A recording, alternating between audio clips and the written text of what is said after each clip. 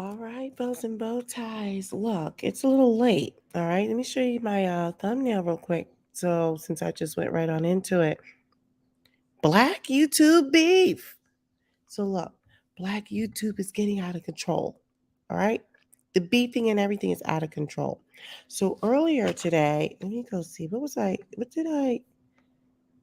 I did I did a live video in my car, and it was called Black YouTube Needs a Facelift, and what did I call it? Armand Wiggins and Jason Lee or something like that. Okay, so look, let me tell you my thoughts. I actually went and listened to, now look, y'all not gonna laugh at this name. So I was listening to a video from Nosy Ho, Noseyyheaux. So let me just say this before I get on into it. She gives it to you very raw.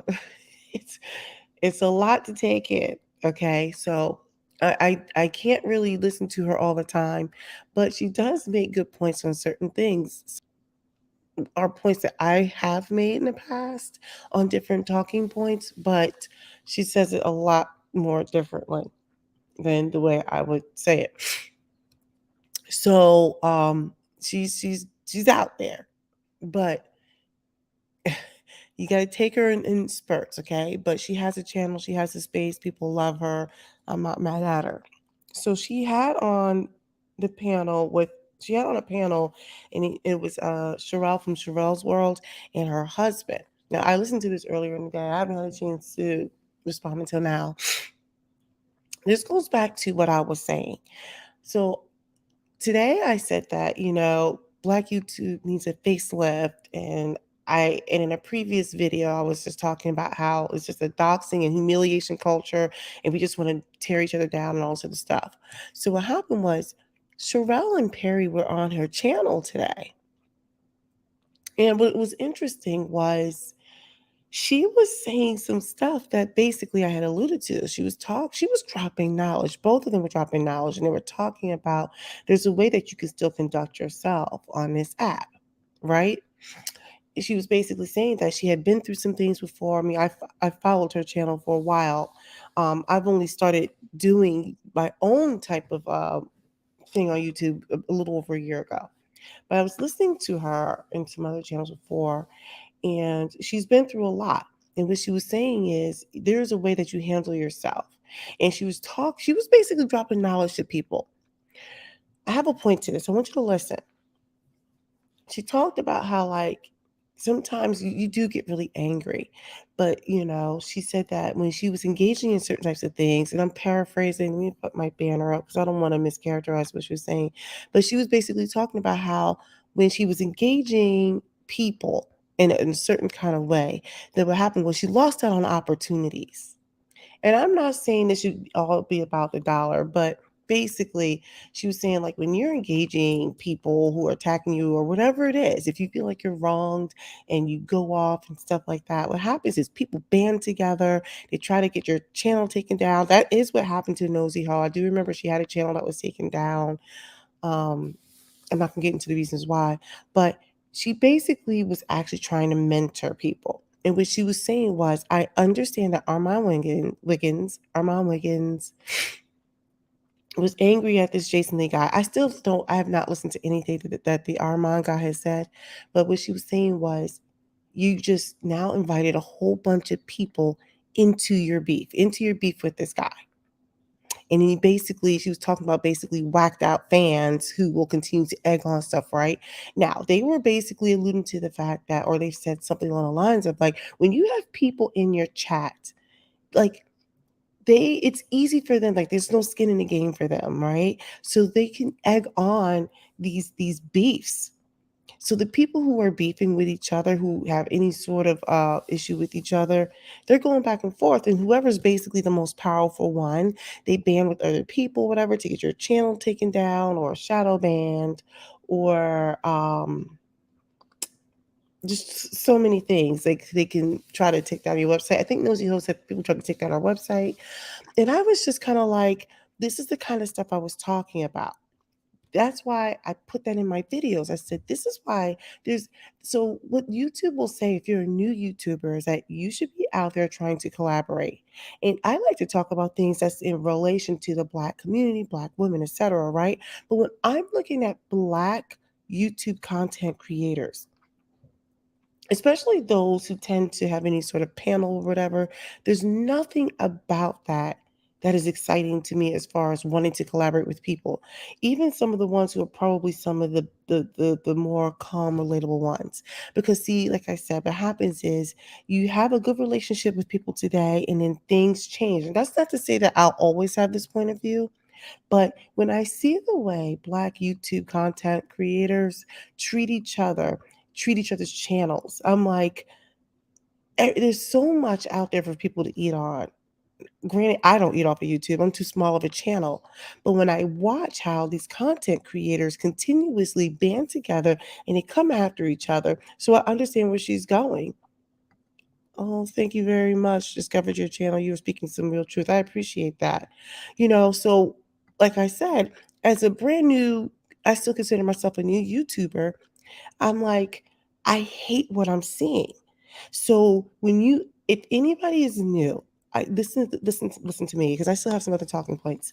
One of the things they tell you when you're a new YouTuber, they say you need to collaborate with people. And right now, I hesitate to collaborate with anyone because number one, if you are collaborating with someone and there are a group of people who don't like that one person, you automatically become a target. You become a target. Number two, I don't believe there are any friends out here in these YouTube streets. There are no friendships. I don't think there's any loyalty. I don't think there is a code of conduct. If there is a code, no one is following it. Okay. Number three, I don't think people treat each other like they're human beings. Okay. Because what happens is I think people like to get really big and get really bad and they like to puff up. Okay. When they are behind the keyboard warriors, I think it's so easy for people to get really, really um emboldened, and they say some wild things to each other, reckless things. And then, depending on who has the most clout or who knows someone or whatever, they will get together to engage in subversive behavior. So, for people who are looking to start a new channel or have a voice, they will tell you need to collaborate, but I'm just kind of like, look, I'm just going to do it the way I do it. It doesn't mean that I will never collaborate. If I just want to put this back up again, this is the thumbnail that I made. Black YouTube beef. I'm just over it. I hate to see it. So anyway, the point I'm making is, um, oh, why am I itchy? The point I'm making is I don't care for how it's not just Black people, but I'm speaking specifically for Black people because we are such a small population, a small minority. Um, how can I don't understand how a group of people can want to tear down another person, another group. It's just too much. Anyway, so what I was going to say is that basically I am not convinced that I want to do it. I was listening to them drop that information today on Sherelle and Perry. They were on Nosy Host channel. I guess it must have been last night. Anyway, I caught it this morning or today after I had my video. I don't like how dirty everyone is playing. Um, I don't feel like Black YouTube knows how to rise above anything. I feel like they have to respond to everything. I mean, there's the occasional petty, which I'm here for, like for entertainment purposes, but I don't like when it gets really nasty. I don't like when we go after each other, when you're trying to dock somebody, when you're trying to humiliate someone, when you're trying to take food off of someone's table, because for some people, that is how they eat. So to me, I'm like, I don't want any parts of that. I feel like I've made content in the past where I said we need more Black content creators out here so that we can provide an alternative. Oh, thank you. We have to provide an alternative, right? I said the reason why we have our youth out here in these streets making content where everything is, especially the women, either they want to talk about their hair, they want to overdo it on beauty. There's nothing wrong with all the makeup and stuff like that, but they talk about the same things: their hair. Um, they talk about, or they want to do a makeup tutorial. Um, they want to talk about why black men have wronged them or whatever. And a lot of it, some of it's true, but it's just kind of like, don't you want to talk about something else, something more productive? And or now the new thing. Let me see if I can say this right. The new thing is, I swear to goodness, every single black woman in the free world must be talking about their self love journey, their mental health journey, their soft life journey, or their femininity journey. I believe we need more Black YouTube content creators out there to talk about something else. We need someone who's out here saying, you know what, I want to talk about how we can create small hedge funds, large hedge funds. Hedge funds, I can't get the words out. We need to be talking about things like how can we acquire more land? Because really, the quickest way to generational wealth really is to acquire land, home ownership. We need to be talking about not just getting our education, but what do we need to be educating ourselves on? We need to talk about things like how can we get people in the community to not just be unbanked. I mean, we want them to avoid being unbanked and underbanked. We need more banks in the community. We need more black owned banks. We want to talk about how do we cure these food deserts? How do we get people who are in urban communities to either grow food in their own home, or how do we get these cities to start doing things like, hey, have a 5 or 10 year project where we are planting not just trees, but fruit trees all in the parks. So like you can go anywhere in the park and pick something off a tree. I don't know. There are so many things we could be talking about. And Black YouTube would rather get out here and cuss each other out. So when Sherelle was on Nosy Ho's channel, okay, what I found interesting was she said, "Look, we made mistakes. Like learn from us. Like we've been out here for a minute now. Don't make the mistakes we've made." You know, excuse the lighting situation. I'm sitting on my couch. I'm in my family room. I don't have the well, I do have some lights on, but I didn't want it to be too bright. I didn't go in the office and I didn't sit at the counter. Anyway, I just feel like Black YouTube, I feel like we actually have a responsibility. There's so many ways we could be using and extending the capability of this platform and being successful. There are ways that we, oh, that's my computer. That's my TV doing that. Stop, stop. So I'm just sitting here like I don't understand why we can't take the capability of what this app can do and have far-reaching effects. Maybe we could bridge the gap between those from the diaspora, from the continent, with us here. Because blacks, we don't even see each other as equal. We've allowed the media and everybody else to come in between us.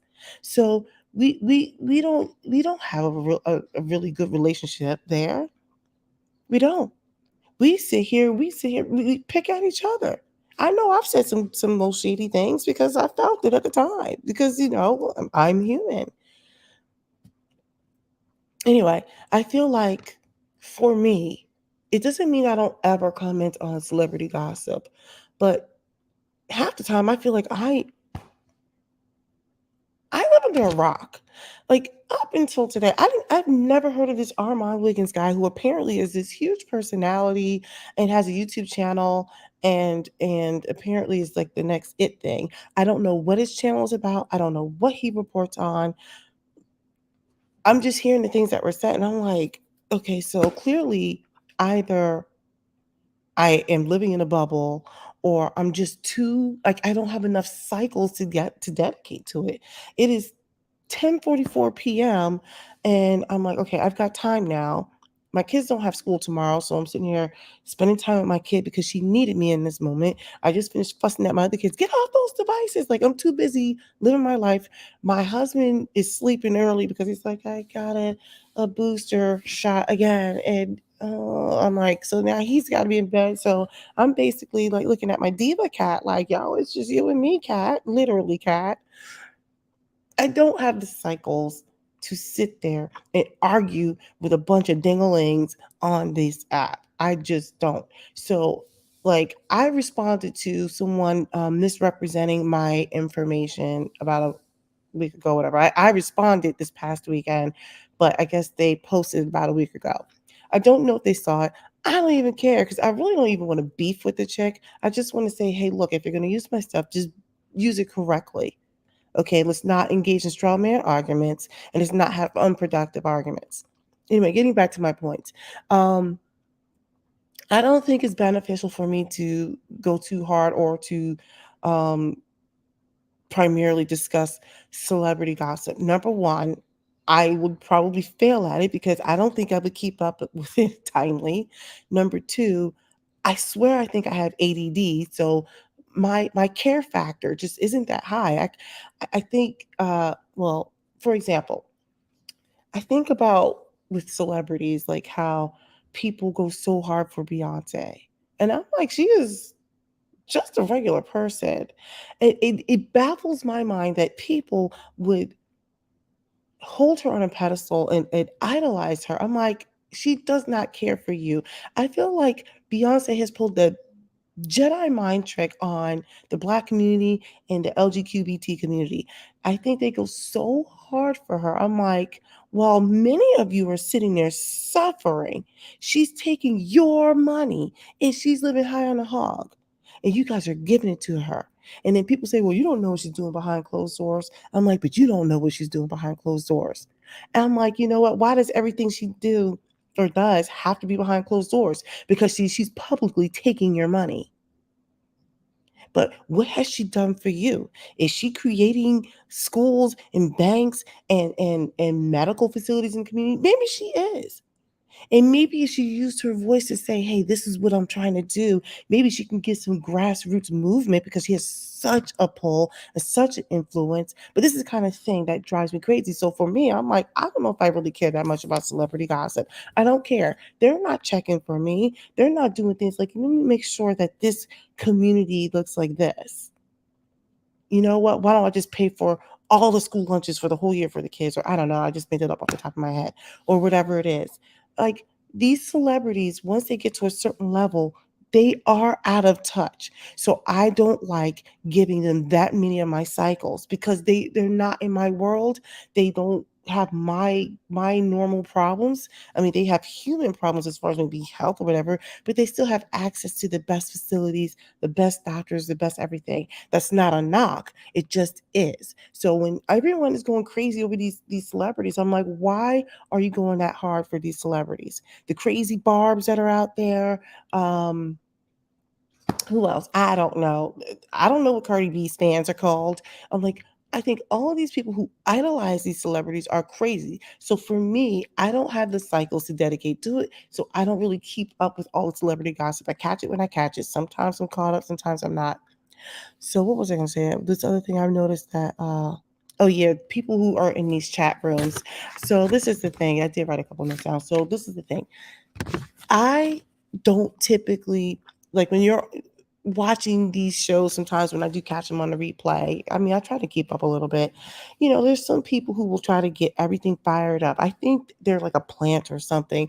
I don't I'm not completely green to this anymore as I've been out here for a little over a year, but I still have a lot to learn. Hey, don't come down here. I'm live. So you need to wait. I'm almost done. Don't come here. No, no, no. I'm live. Bye. I don't like for my kids to be on here. I'm almost done. So this is the thing. I'm not here for um all these people who are in these chat rooms um hyping things up. You know, I feel like I agree with what Sherelle and Perry were saying. These fans, not all of them, but a lot of them will get out in here on these channels. There are people who love hyping up everything. Even some of the people who are on some of these panels, they love getting turned up. And I'm not saying there's never a place for it. I'm not saying some of it isn't entertaining. And I feel like even some of these personalities out here, I'm not going to drop their names because I don't want to speak negatively, but some of these people who run some of these channels and we probably follow some of these same people, I feel like even still they are a persona because they know it's what's going to get the people in there. So I had to come to a realization. I was talking with a friend of mine, for those of you or who might catch this on replay, I was talking to my buddy CBR Kid. I said, "I've come to the conclusion that that is not my thing. That's not my gift. That's not my calling. That's not anything. I'm just meant to just do what I do. It doesn't mean that I won't change, maybe get the really nice microphone and camera stuff. I have another camera, by the way, which I haven't figured out how to get it to work right. I have a microphone that I left at my sister's house, and she has never given back to me, by the way. So I need to have words with her. But I have other things. I just don't use it. I actually just feel comfortable just running it straight from my computer. At some point, I will have to step it up. What I am saying is I don't think for me that where I am today, it's just not something I want to do as far as keeping up with celebrity gossip. I don't want to constantly have conversations regarding the manosphere. I do believe Black women need to stay off of those kinds of panels. I think they are counterproductive and harmful. I do believe the information you consume over and over and over again does have an impact on you and your mental stability. I believe that there are people out here who are very good at influencing people and pulling a Jedi mind trick on people. And because our people are struggling with critical thinking, what happens is it's easy to influence people. So I feel like my position is to just speak regularly. Most of the time when I'm on here, I come on exactly as I am. I'm not overly glam. Not to say that I can't be glam, but I choose to show up a little bit more raw because I don't think our youth are seeing enough of that. They don't have a really good blueprint. The blueprint that they see that's out there is a bunch of fools and shenanigans out there. And I'm like, I don't want to deal with that. I don't want to deal with it. That's it. Those are just my both thoughts. Um, I'm not even normally honestly. I'm actually catching up on some shows, and my arms look big on camera.